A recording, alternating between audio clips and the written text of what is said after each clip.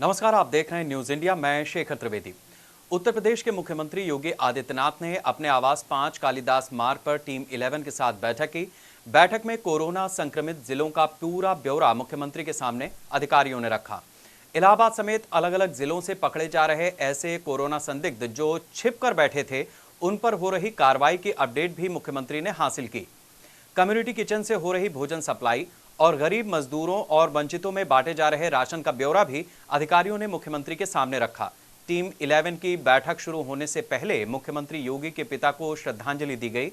मुख्यमंत्री के साथ बैठक में मौजूद अधिकारियों ने 2 मिनट का मौन रखकर दिवंगत आत्मा की शांति के लिए प्रार्थना की। मुख्यमंत्री योगी आदित्यनाथ के पिता का कल देहांत हो गया, लेकिन उसके बावजूद भी वो मीटिंग जारी रखे। आज भी टीम 11 के साथ उनकी बैठक शुरू हो चुकी है और 5 कालिदास मार्ग जो मुख्यमंत्री योगी आदित्यनाथ का सरकारी आवास है, वहाँ पे बैठक शुरू हो चुकी है। और आप देख सकते हैं कि अधिकारी जो हैं वो धीरे धीरे पहुँच रहे हैं। तो जो उनकी टीम 11 है, वरिष्ठ अधिकारियों की टीम है, उसके साथ वो बैठक करेंगे और बैठक करके जो आज उत्तर प्रदेश में कोरोना को लेकर जो ताज़ा हालात हैं उसकी समीक्षा होगी। साथ ही हॉटस्पॉट्स एरियाज़ हैं, कुछ जिलों से भी और जिलों से खबर आई है कि वहाँ पे कोरोना पॉजिटिव की संख्या बढ़ रही है। तो कुल मिला के अब जो आगे की रणनीति है यही तय होगी कि आगे जो चुनौतियां हैं उससे कैसे निपटना है। कुछ औद्योगिक संस्थानों को, कुछ कार्यालयों को खोला भी गया है कल से, उस पर भी समीक्षा हो रही कि कुल मिला के कैसा रहा, किस तरह से निगरानी हुई, क्या इसको आगे बढ़ाया जा सकता है या कुछ इसमें फेरबदल करने की ज़रूरत है। अब कुछ देर बाद जब बैठक समाप्त होगी तो सारी चीज़ों की जो जितने विषयों पर चर्चा होगी उसका डिटेल मिलेगा। तब तक प्रतीक्षा करनी हुई। कैमरा पर्सन पीसी चौधरी के साथ मनीष मिश्रा, न्यूज इंडिया, लखनऊ। उत्तर प्रदेश की राजधानी लखनऊ में लॉकडाउन का किस तरह से पालन किया जा रहा है, हकीकत जानने के लिए न्यूज इंडिया की टीम ने लखनऊ की सड़कों का जायजा लिया। तमाम लोग लॉकडाउन का उल्लंघन करते नजर आए। हालांकि पुलिस ऐसे लोगों के खिलाफ सख्त कार्रवाई भी कर रही है, लेकिन तमाम लोग लॉकडाउन का उल्लंघन कर बहाने से अपने घरों से बाहर निकल रहे हैं। नीरज मिश्रा की खास रिपोर्ट। लॉकडाउन के दौरान उत्तर प्रदेश पुलिस लगातार लॉकडाउन का पालन कराने के लिए सड़कों पर है। 24 घंटे जो उत्तर प्रदेश पुलिस के जवान हैं वो लगातार कार्य कर रहे हैं। जो भी लोग यहाँ से क्रॉस कर रहे हैं उनसे बाकायदा पूछताछ की जा रही है, उनसे पूछताछ की जा रही है। ये एक जन इनको पुलिस ने रोका है। आप क्यों बाहर निकले हैं? सर, मैं टेलीफोन बिल जमा करने गया था। टेलीफोन बिल जमा करने गया था, कनेक्टिविटी नहीं है तो मैं इधर से निकल रहा हूँ, जा रहा हूँ गोयल चौराहा पर।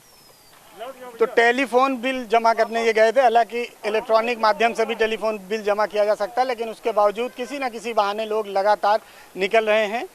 लोग समझ नहीं रहे हैं कि जो लॉकडाउन किया गया है वो आखिर उन्हीं के लिए किया गया है। उससे किसी का कोई फ़ायदा नहीं है, उससे पुलिस का कोई फ़ायदा नहीं है। जो लॉकडाउन है वो उनके अपने लिए है, अपनी सुरक्षा के लिए है। और धूप में 24 घंटे जिस तरह से ये लोग काम कर रहे हैं, लेकिन कुछ लोग हैं ऐसे कार्यों को पलीता लगा रहे हैं। हम आपको दिखाएंगे और भी लोगों से बात करेंगे कि किस तरह लोग लॉकडाउन को बार बार तोड़ रहे हैं, किसी ना किसी बहाने घर से निकल रहे हैं।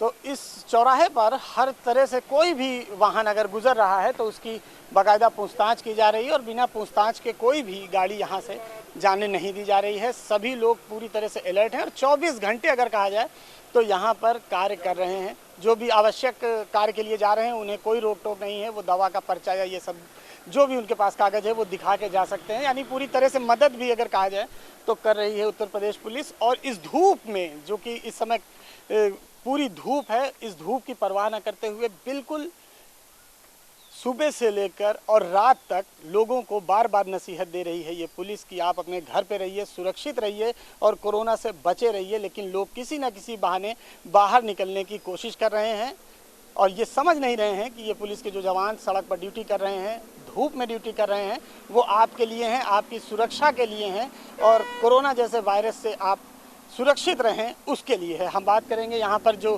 तैनात हैं अधिकारी। सर, किस तरह से आज सुबह कितने बजे से चेकिंग हो रही है और अब तक कितनी गाड़ियों की चेकिंग हो चुकी है? सुबह लगभग हम लोग तो 8 बजे से हमारी ड्यूटी यहाँ से हुई थी और 100-200 लगभग गाड़ियाँ यहाँ से चेक तो हो चुकी हैं। अच्छा। ऑफिस वर्क वालों की और जो विदाउट ऑफिस वर्क वाले हैं उनकी सबकी गाड़ियों की फीडिंग हो रही है। अच्छा। तो इस फीडिंग के बाद इसका क्या करेंगे आप, जिस तरह जिन लोगों की फीडिंग की जा रही है? क्रॉस चेकिंग भी होती रहेगी कि मतलब इन्होंने गलत बताया है कि सही बताया है। जो भी अगर ये गलत बताते हैं तो इनके खिलाफ कार्रवाई की? 188 की कार्रवाई होगी, जो भी लॉकडाउन का उल्लंघन का है। तो जो भी लोग लॉकडाउन का उल्लंघन कर रहे हैं, यहाँ पर बाकायदा ये रजिस्टर है, इस पे सबकी गाड़ियों की नंबर नोट किए जा रहे हैं और उनकी बाकायदा क्रॉस चेकिंग की जाएगी, बाकायदा चेकिंग की जाएगी और उसके बाद उनके खिलाफ धारा 188 के तहत भी कार्रवाई की जाएगी।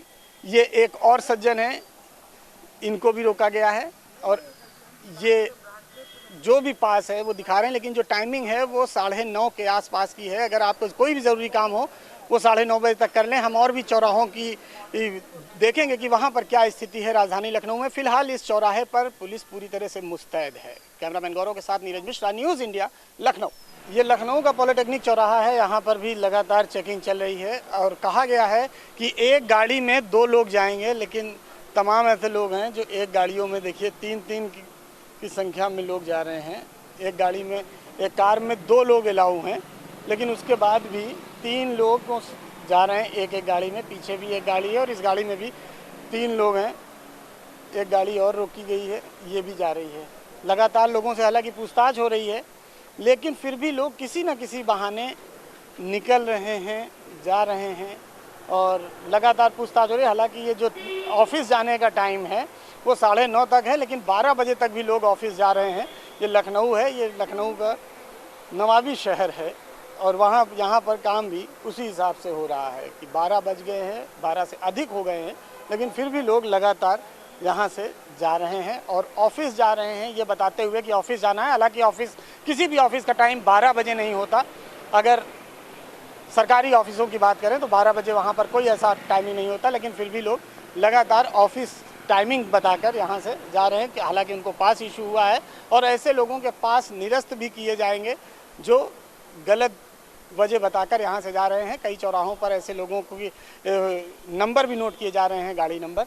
देखिए एक गाड़ी लगातार यहाँ रोकी जा रही है, एक और गाड़ी रोकी गई है। हम इनसे बात करेंगे। इधर आइए, आप कहाँ जा रहे थे भाई साहब? मैं दवाई शोरूम में काम करता हूँ। कहाँ पे? ये स्क्वायर इंटरप्राइजेस। अच्छा, तो अभी कौन सा टाइम है जाने का? टाइमिंग तो सुबह होती है सर जी। तो ये तो दवाई बांटनी पड़ेगी ना सबको, हॉस्पिटल वगैरह में। तो आपको कोई पास वगैरह मिला है? जी उन्होंने वो अपना जन्म किया है मेरे को। देखते हैं किस तरह का पास इशू किया गया है। इसेंशियल सर्विस ड्रग सप्लाई का ये है। ये एक कार्ड इनको दिया गया है, ये कार्ड इनको दिया गया है जिससे ये यहाँ पर आ जा रहे हैं। हालांकि अगर बताया जाए तो इस तरह की कार्ड की कोई वैल्यू नहीं है जो कार्ड आप लेके चल रहे हैं। जिलाधिकारी की ओर से कार्ड इशू किया गया है। तो इस तरह के तमाम लोग हैं जो एक कागज़ बना चुके हैं और उस कागज़ को लेकर हर चौराहे को पार करते हुए घूम रहे हैं। ऐसे लोगों पर सख्ती से पुलिस कार्रवाई भी कर रही है, उनसे पूछताछ कर रही है और अगर कागज़ गलत पाया जा रहा है तो उन पर कार्रवाई भी कर रही है। हालांकि कुछ लोग लॉकडाउन का पालन भी कर रहे हैं, लेकिन अगर आप सुरक्षित रहना चाहते हैं तो अपने घरों में रहिए। ये पुलिसकर्मी हैं जो 24 घंटे यहाँ पर ड्यूटी दे रहे हैं, लोगों को रोक रहे हैं। ये अपने लिए नहीं रोक रहे हैं, ये इसलिए रोक रहे हैं कि आप कोरोना से सुरक्षित रहें, अपने घर पर रहें, सेफ रहें। कैमरामैन गौरव के साथ Neeraj Mishra, news India, Lucknow. Corona महामारी के बीच लॉकडाउन का पालन कराने को लेकर लखनऊ में बीजेपी सांसद कौशल किशोर ने फूल और तालियों से पुलिस को सम्मानित किया। मड़ियाव थाने के अजीज नगर चौकी पर बीजेपी सांसद ने सभी पुलिसकर्मियों को फूल और तालियों के जरिए आभार व्यक्त किया। इस मौके पर सांसद कौशल किशोर ने चौराहे पर तैनात पुलिसकर्मियों को मास्क भी वितरित किए।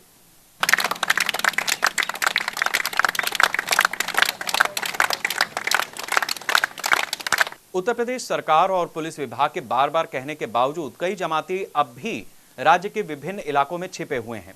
ऐसे ही जमातियों के छिपे होने की सूचना प्रयागराज पुलिस को लगी। पुलिस ने सोमवार को देर रात छापेमारी करके 30 लोगों को गिरफ्तार किया। बताया जा रहा है कि गिरफ्तार किए गए 30 लोगों में 19 जमाती हैं और उनमें 16 जमाती विदेशी हैं। पुलिस ने जिन लोगों को पकड़ा है उनमें एक इलाहाबाद यूनिवर्सिटी का प्रोफेसर भी शामिल है। सरकार लोगों को बार बार जागरूक कर रही है, लेकिन इसका कोई खास प्रभाव जमातियों पर देखने को नहीं मिल रहा। ताजा मामला प्रयागराज का है। यहाँ पर पुलिस ने मुखबिर की सूचना पर कई जमातियों को गिरफ्तार किया है। दिल्ली के निजामुद्दीन मरकज के तबलीगी जमात में शामिल होने के बाद कई जमाती प्रयागराज आए थे। कई जमाती थाईलैंड और इंडोनेशिया के नागरिक टूरिस्ट वीजा पर दिल्ली आए और फिर वहां से प्रयागराज आ गए। प्रदेश सरकार के सख्त निर्देश थे कि जो भी जमाती राज्य में है वो सामने आ जाए, लेकिन ये जमाती छुपे हुए थे। पुलिस को खुफिया सूत्रों से जानकारी मिली कि शिवकुटी के रसूलाबाद में रहने वाले इलाहाबाद यूनिवर्सिटी के राजनीति विज्ञान विभाग के प्रोफेसर शाहिद दिल्ली के मरकज में हुई तबलीगी जमात में शामिल होने गए थे। वहां से आने के बाद वो गुपचुप तरीके से शहर आ गए, लेकिन पुलिस या प्रशासन को उन्होंने इसकी सूचना नहीं दी। सरकार भले ही बार बार लोगों को जागरूक कर रही है कि जो भी तबलीगी जमात के लोग छुपे हैं वो सामने आ जाएं, लेकिन लोग नहीं मान रहे हैं, क्योंकि उन्हें लग रहा है कि वो पुलिस की आंखों में धूल झोंक कर बचे रहेंगे। फिलहाल प्रयागराज से पुलिस ने ऐसे 30 लोगों को गिरफ्तार किया है जो तबलीगी जमात के थे और छुपे हुए थे। पुलिस ने ताबड़तोड़ कार्रवाई करते हुए प्रोफेसर शाहिद को पकड़ा, उनके परिवार को क्वारंटाइन किया गया और फिर पड़ताल के बाद अन्य 19 जमातियों को गिरफ्तार किया गया। पुलिस ने बताया कि 19 जमातियों में से 16 इंडोनेशिया और थाईलैंड के रहने वाले हैं। प्रयागराज में जो जमाती पकड़े गए हैं उनमें से ज्यादातर विदेशी नागरिक हैं और वो टूरिस्ट वीजा पर इंडिया आए थे। फिलहाल पुलिस ऐसे लोगों को गिरफ्तार करके जेल में भेजने का काम कर रही है और प्रदेश में जो भी ऐसे लोग छुपे हुए हैं पुलिस उनकी खोजबीन में जुटी हुई है। पकड़े गए आरोपियों में इंडोनेशिया के 7, थाईलैंड के 9, केरल और पश्चिम बंगाल के एक जमाती शामिल है। शाहगंज की अब्दुल्ला मस्जिद और करेली की हेरा मस्जिद से जुड़े कई लोगों को गिरफ्तार किया गया है, जिन्होंने इन जमातियों को संरक्षण दिया। सभी आरोपियों को क्वारंटाइन किया गया है, वहां अतिरिक्त पुलिस फोर्स भी लगा दी गई है। प्रदेश सरकार बार बार लोगों से ये कह रही है कि जो भी जमाती छुपे हुए हैं वो बाहर निकले, अपना इलाज कराएं, जिससे कि वो कोरोना जैसी महामारी से बचे और साथ ही अपने पड़ोसियों को भी बचाएं, क्योंकि अगर ये जमाती एक जगह पर छुपे रहेंगे तो निश्चित तौर पर ये बीमारी फैलाने का ही काम करेंगे, लेकिन ये जमाती सुधरने का नाम नहीं ले रहे हैं। पुलिस अब उनके खिलाफ सख्त एक्शन कर रही है। कैमरामैन गौरव के साथ नीरज मिश्रा, न्यूज इंडिया, लखनऊ। जनपद हापुड़ के थाना नगर कोतवाली क्षेत्र के गांव सरावा में मामूली कहासुनी को लेकर दो पक्षों में विवाद हो गया। दोनों पक्षों में विवाद इस कदर बढ़ा कि दोनों तरफ से जमकर पथराव हुआ। पथराव में 4 लोग घायल हुए हैं। मामले की सूचना मिलते ही आला अधिकारी भारी पुलिस फोर्स लेकर मौके पर पहुंचे। पुलिस ने मौके से 7 लोगों को हिरासत में लिया है और पूरे मामले की जांच कर रही है। पुलिस के अधिकारियों का कहना है कि पत्थरबाजी करने वाले लोगों पर कड़ी कार्रवाई की जाएगी। जो लोग पथराव में घायल हुए हैं उन्हें उपचार के लिए अस्पताल भेजा गया है। घर के पास में एक टॉफी की दुकान है, उस पर एक लड़का आया, इमरान सनू इस्लाम। तो ये लड़का भी वहाँ पे खड़ा हुआ था। इस लड़के से कहने लगा प्रशांत त्यागी से कि भाई तू मेरे तरफ को क्यों घूर रहा है।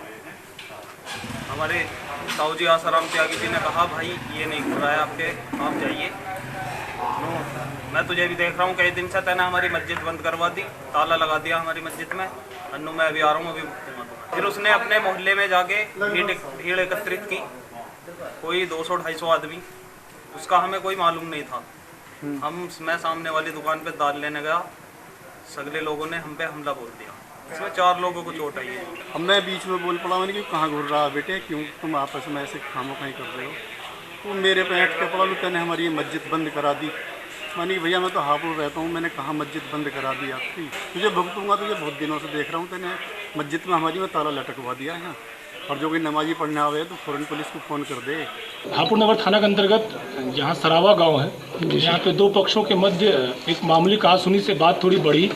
उसके बाद एक पक्ष ने दूसरे पक्ष के ऊपर पथराव किया है। इसमें पुलिस तत्काल मौके पर पहुंची। 4 लोगों को मामूली चोटें हैं, उनका हम इलाज करवा रहे हैं और पुलिस अग्रिम कार्रवाई कर रही है। जी सर। इसमें हम विशेष करके ये देखने की कोशिश कर रहे हैं कि ये पथराव किस तरह से हुआ और किसने किया है। फिलहाल हम लोगों ने 7 लोगों को गिरफ्तार किया है, हिरासत में लिया है। उनसे भी पूछताछ होगी और आगे भी कार्रवाई चलती रहेगी, गिरफ्तारियां होती रहेंगी। यूपी के संभल में उस समय हड़कंप मच गया जब आबादी के बीच सड़क पर 50-50 के 2 नोट पड़े दिखाई दिए। कोरोना वायरस की दहशत के चलते स्थानीय लोगों ने पुलिस को सूचना दी, जिसके बाद मौके पर पहुंची पुलिस। पीआरबी की 112 गाड़ी पर तैनात पुलिसकर्मियों ने सावधानी पूर्वक सड़क पर पड़े नोटों को जब्त करते हुए उच्च अधिकारियों को वास्तविकता से अवगत कराया। पूरा मामला संभल सदर कोतवाली के ठीक सामने मोहल्ला ठेर की गली का है।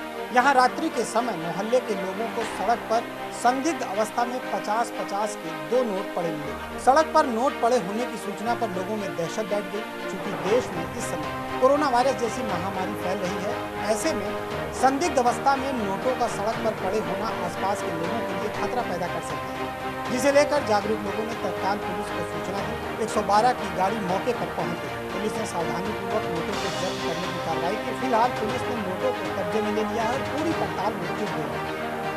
वहीं घटना की जानकारी नगर पालिका परिषद संभल ईओ रामपाल को दी गई, जिससे घटनास्थल पर सैनिटाइजेशन किया जा सके। लेकिन जब तक नगर पालिका की टीम मौके पर पहुंची, तब तक न्यूज इंडिया के रिपोर्टर सनी गुप्ता ने घटनास्थल पर मशीन के द्वारा सैनिटाइजेशन कराया। इसके बाद मोहल्ले वासियों को राहत की सांस मिली, लेकिन 50-50 के धूप लगे नोट मिलने से लोगों में दहशत जैसा माहौल। लोग पूरी घटना की निष्पक्ष जाँच की मांग कर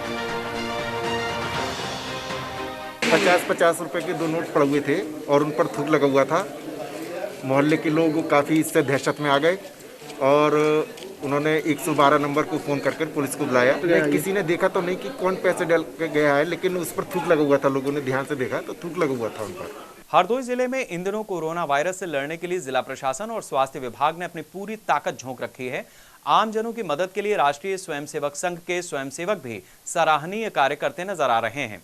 वैश्विक महामारी से लड़ाई लड़ने के लिए ड्यूटी पर तैनात कर्मचारियों का मनोबल बढ़ाने के लिए संघ के स्वयंसेवकों ने उन्हें सम्मानित किया। हरदोई जिले की अपनी पुलिस को राष्ट्रीय स्वयंसेवक संघ की ओर से सम्मानित किया गया है और उनके प्रयासों की और उनके इस काम की हम लोग सराहना करते हैं। जम्मू कश्मीर के उरी सेक्टर में तैनात अमेठी के रहने वाले उत्तम सिंह 18 अप्रैल को जम्मू कश्मीर में ड्यूटी के दौरान शहीद हो गए थे। शहीद उत्तम सिंह का पार्थिव शरीर उनके पैतृक गांव पहुंचा तो पूरा गांव शोक में डूब गया। भारतीय सेना के राजपत्रित अधिकारियों के साथ अमेठी जिले के डीएम, एसपी के साथ कई जनप्रतिनिधियों ने शहीद उत्तम सिंह की अंतिम यात्रा को कंधा दिया। शहीद का पूरे राजकीय सम्मान के साथ अंतिम संस्कार किया गया। हमारे साथी थे, अच्छा व्यवहार था उनका, सबसे मिलते जुलते थे, ड्यूटी पर से आते थे और छोटे छोटे 2 बच्चे हैं सब और पत्नी भी है, सब बिलख रहे हैं, रो रहे हैं। कोरोना महामारी का प्रकोप लगातार जारी है। इससे बचने के लिए सभी तरह के सुरक्षात्मक उपाय भी किए जा रहे हैं। उत्तर प्रदेश के मुख्यमंत्री केशव प्रसाद मौर्य के सरकारी आवास के प्रवेश द्वार पर ऑटोमेटिक सैनिटाइजर गेट लगाया गया है। इसमें प्रवेश के साथ ही गेट में लगी मशीन ऑटोमेटिक तरीके से सैनिटाइज करती है।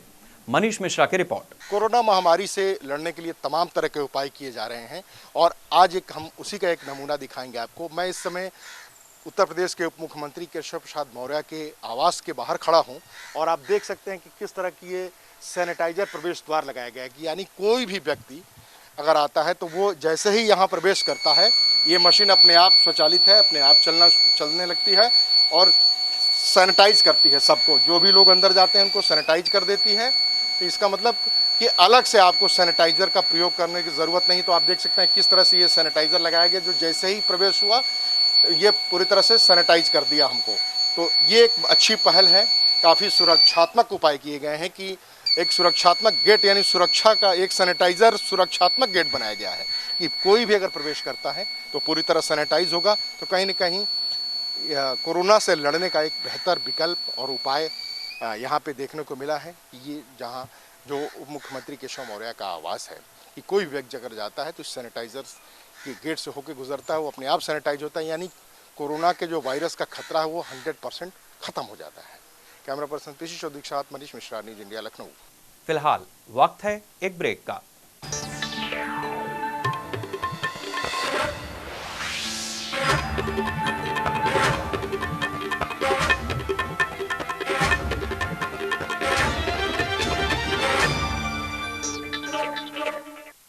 ब्रेक के बाद स्वागत है आपका।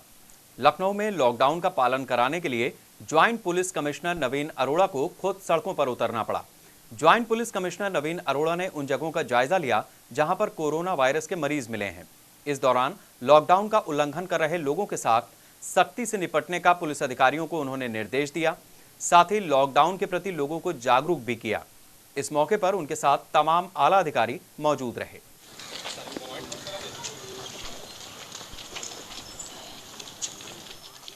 रायबरेली में 33 कोरोना पॉजिटिव रिपोर्ट आने के बाद हड़कंप मच गया। जिले से 2 कोरोना पॉजिटिव मिलने के बाद उनके संपर्क में आए इन सभी 33 लोगों को दरियापुर स्थित कृपालू महाराज के आश्रम में रखा गया था। इन सब का क्वारंटाइन पीरियड आज समाप्त हो रहा था। इसके बाद इन्हें घर छोड़ा जाना था। रिपोर्ट पॉजिटिव आने के बाद जिले में हड़कंप मच गया। इन सबको रोहनिया स्थित क्वारंटाइन सेंटर में शिफ्ट किया गया है। इसके साथ ही इन्हें खाना पहुंचाने वाले आश्रम में सफाई करने वाले लोगों की सूची तैयार की जा रही है ताकि उनकी भी जांच हो सके। आखिरकार यूपी के स्वास्थ्य महकमे के जिम्मेदार अफसरों को उन डॉक्टरों और पैरामेडिकल स्टाफ का दर्द क्यों नजर नहीं आ रहा है जिनकी ड्यूटी कोरोना के इलाज में लगी है। एक के बाद एक अस्पतालों में लगातार प्रदर्शन के बावजूद इन्हें पीपीई किट और मास्क तक देने में अफसर नाकाम साबित हुए हैं। अब लखनऊ के integral institute of medical science and research में नर्सों ने सरकारी तंत्र को आईना दिखाया है। अगर हम लोग क्योर नहीं करेंगे तो क्यों नहीं होगा, पर हम पहले हम लोग को क्योर होना है। हम लोग भी तो है इंसान, हम लोग को भी तो क्योर होना है। हम लोग अपने घर परिवार में देंगे तो संख्या बढ़ेगी घटेगी नहीं इस यूपी के अंदर। हम लोग भी तो इंसान हैं, हमको भी तो क्योर होना है, सपोर्ट करें। ये बोल हमारे नहीं बल्कि इस वीडियो के जरिए कोरोना वॉरियर्स का दर्द बोल रहा है, जो जुटी तो कोविड-19 के इलाज में है, फिर भी लखनऊ के integral institute of medical science and research के कोरोना वार्ड की इन नर्सों को ना ही पीपीई किट दी गई और ना ही मास्क, साथ ही जरूरी संसाधन तक इनके पास नहीं है। जिसके बाद दर्जनों नर्सों ने घंटों तक यहां बवाल काटा, जबकि यहां कोरोना संक्रमित 48 जमाती भर्ती हैं। नर्सों ने सीधे तौर पर आरोप लगाए हैं कि ऐसे बदतर इंतजामों से कोरोना के मामले और ज्यादा बढ़ेंगे। सिर्फ यही नहीं, इंटीग्रल यूनिवर्सिटी कोरोना वॉरियर्स को सिर्फ 8-8 हजार रुपए प्रतिमाह का वेतन दे रही है, जो बेहद शर्मनाक है। स्वास्थ्य विभाग भी इंटीग्रल के मामले में कटघरे में है, क्योंकि नर्सों को वास्तव में कुछ न दिखाकर अफसरों ने ऑनलाइन क्लासेस के जरिए अपनी जिम्मेदारी से पल्ला झाड़ लिया। नर्सों ने 5 घंटे तक integral institute of medical science and research में अपने हक के लिए आवाज बुलंद की। एमएन सिद्दीकी ने उल्टे नर्सों पर आरोप लगाए कि ये अपना भत्ता बढ़ाने के लिए जानबूझकर ऐसा कर रही हैं। हालांकि पैरामेडिकल स्टाफ के द्वारा बवाल का ये पहला मामला नहीं है। इससे पहले बलरामपुर अस्पताल में भी नर्सों ने कोरोना वार्ड में सुविधाएं न देने का गंभीर आरोप लगाया था। गार्ड के पास इतनी अथॉरिटी है कि वो स्टाफ पे डंडे चला सकता है। बताइए, इतना है कि गार्ड पे अथॉरिटीज है कि वो हम पे डंडे चला सकता है। तो इसलिए मेरा कहना है कि आप लोग सपोर्ट में रहिएगा। और ये एक बात नहीं है, पूरे वर्ल्ड की बात है। अगर हम लोग क्योर नहीं करेंगे तो क्यों नहीं होगा, पर हम पहले हम लोग को क्योर होना है। हम लोग भी तो है इंसान, हम लोग को भी तो क्योर होना है। हम लोग अपने घर परिवार में देंगे तो संख्या बढ़ेगी घटेगी नहीं इस यूपी के अंदर। कि हमारे यहाँ कोविड-19 में बोला गया है गवर्नमेंट की तरफ कि हम 6 दिन ड्यूटी करेंगे, 14 दिन क्वारंटाइन में रहेंगे। हम 6 दिन ड्यूटी करने के लिए रेडी हैं, बट हमें 14 दिन के क्वारंटाइन के लिए कुछ कहा नहीं गया है। मतलब कुछ इन्फॉर्मेशन नहीं दी गई, ना हमारे लिए होटल बुक हुआ है, ना हमारे लिए कोई हॉल बुक हुआ है कि हम वहाँ पे 14 दिन क्वारंटाइन में रह सकते हैं। हमें बोला जाता है कि अभी इस बारे में सोचा जाएगा। कब सोचा जाएगा? जब अभी ड्यूटी कर लेंगे तब। हमारे जो आइसोलेशन में 9 स्टाफ है, उन्हें कोई फैसिलिटी नहीं दी जा रही। उन्होंने खुद कंप्लेन करी है कि वहाँ का ना कोई साफ सफाई का सुविधा दिया जा रहा है और ना ही उन्हें ढंग से रखा जा रहा है। इस तरीके से कोई आइसोलेशन नहीं होता है। क्या उन्हें क्वारंटाइन के लिए अलग रूम दिया जाएगा? क्या सुविधा प्रोवाइड कराई जाएगी? मैनेजमेंट ने उन्हें कुछ भी नहीं बताया है। Integral institute of medical research में घंटों बवाल चलता रहा। इसके बावजूद यूपी के सेहत महकमे का कोई भी अफसर मौके पर नहीं पहुंचा। आखिर उत्तर प्रदेश के अस्पतालों में लगातार पैरामेडिकल स्टाफ अपना हक कोरोना को लेकर के मांग रहा है, फिर भी कोई अफसर इन कोरोना वॉरियर्स की सुनने को तैयार नहीं है। कैमरामैन गौरव के साथ मनीष श्रीवास्तव, न्यूज इंडिया, लखनऊ। सोनभद्र के पन्नू थाना क्षेत्र के रामगढ़ बाजार में राशन की दुकान पर लगी भीड़ को देखने के बाद लॉकडाउन का पालन कराने गए थानाध्यक्ष, एक दरोगा और 2 सिपाहियों को दुकानदार ने अपने परिवार के 3 सदस्यों के साथ मिलकर दुकान के भीतर बंद कर दिया। घटना की जानकारी होने पर सीओ भारी संख्या में पुलिस फोर्स लेकर मौके पर पहुंचे, जिसके बाद थानाध्यक्ष और सिपाहियों को दुकान से निकाला गया। दुकानदार समेत 3 लोगों के खिलाफ संबंधित धाराओं में मुकदमा दर्ज कर लिया गया है। उमेश अग्रहरी उर्फ मक्खन नाम के व्यक्ति ने अपनी दुकान बिना परमिशन के और समय से पहले खोल करके रखी थी, क्योंकि दुकानों को खोलने की परमिशन 8 से 4 के बीच में है। उमेश अग्रहरी उर्फ मक्खन के पास दुकान खोलने का परमिट भी नहीं था और उन्होंने समय से पहले दुकान खोल रखी थी। जब एसएचओ के द्वारा उनको इस संबंध में परमिशन दिखाने के लिए बोला गया और दुकान बंद करने के लिए बोला गया, तो उमेश अग्रहरी ने अपने साथ 3 अन्य अपने परिवार वालों के साथ मिल करके थाना प्रभारी और उनके साथ एक एसआई और 2 कांस्टेबल को अंदर शटर गिरा करके बंद कर लिया।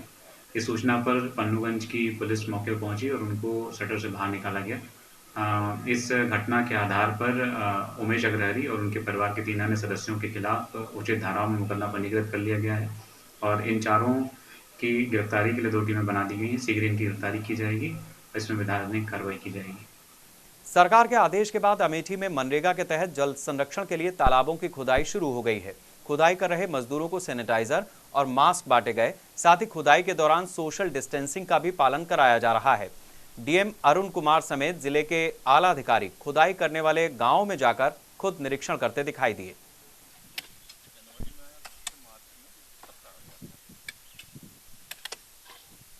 लॉकडाउन के दौरान लोग सड़कों पर घूम रहे हैं। तमाम युवक अपने घरों से किसी न किसी बहाने बाहर निकल रहे हैं। ऐसे लोगों पर पुलिस ने शिकंजा कसा है। यूपी के बागपत में ऐसे तमाम लड़कों को पुलिस ने सड़क पर उठक बैठक करवाई जो लॉकडाउन का उल्लंघन कर सड़क पर घूम रहे थे। अरे उधर मत जाओ।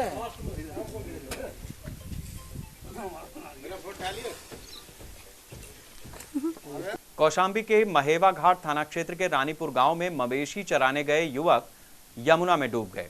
सूचना गांव पहुंची तो हड़कंप मच गया। आनन फानन में स्थानीय मल्लाहों ने जाल डालकर बच्चों को तलाशना शुरू किया।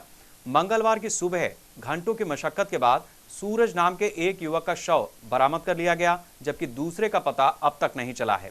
घटना की सूचना के बाद इलाकाई पुलिस समेत सीओ मंजनपुर और तहसीलदार मंजनपुर समेत कई अधिकारी घाट किनारे मौजूद रहे। थाना महेवा घाट में रानीपुर गांव है, वहां पे 2 बच्चे जानवर चराने यमुना नदी के तट पर गए हुए थे, तो जिसमें दोनों बच्चे डूब गए थे। उनको कल भी खोजबीन की जा रही थी और आज उनके शव मिल गया है।